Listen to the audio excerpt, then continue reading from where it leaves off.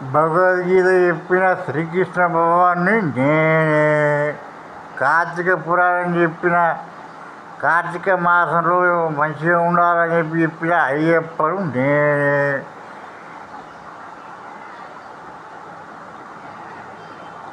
సోమవారం పూట శివపురాణం చెప్పేది శివుణ్ణి నేనే.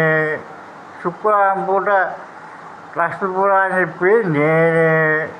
ఆదివారం పూట సూర్యపురాణం చెప్పేది నేనే.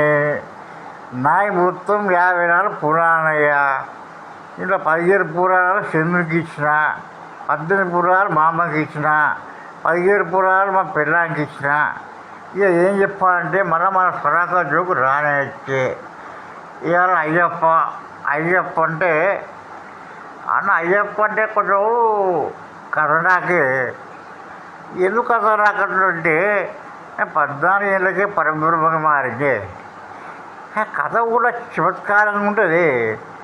ఏంటంటే విశ్వమోడే ఎంత అందగాడంటే అంత అందగాడు. నిజానికి దేవుడు కాబట్టి అలంకరిస్తాడు. ఇవాళ వట్టిగా హీరో అయితే ఆయన పెళ్లి చేసుకుంటారు. కానీ ఆయనకు పూర్ణ పుష్కరాలు 2 భార్యలు ఉన్న విషయం చాలామంది తెలియదు.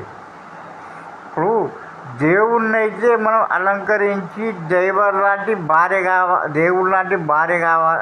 భార్య భర్త కావాలని చెప్పి కోరుకుంటారు. అదే మనిషి అయితే పెళ్లి చేసుకుంటాడు. అందుకే ఆయనకు అలంకార ప్రియుడు అని చెప్పి అయ్యప్పకు పేరు వచ్చింది. మరి అదే ఈ సుప్నాకరులు భగవద్గీత చెప్పుకుంటూ ఉండే శ్రీకృష్ణ భగవానుడు అని చెప్పి చెప్పుకుంటారు కాబట్టి ఈయనకి లెక్కలేదన్న. ఇక కలియుగ పరబ్రహ్మ అనుకోవచ్చు, లేకుంటే సలాకా సర్బాబా అనుకోవచ్చు, లేకుంటే అన్నిటికంటే ఒకటే చెప్పన్నానే వసుదేవసుతం దేవం కంసచానూరమర్దనం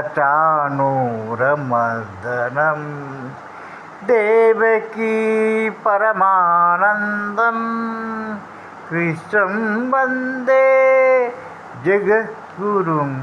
సాక్షాత్ శ్రీకృష్ణ భగవానుడే నా నోటి నుంచి పలికించే ఈ మాటలు. ఇవి భగవద్గీత సాక్ష్యాలు. ఓ నమః శివాయ. ఓం తత్సత్.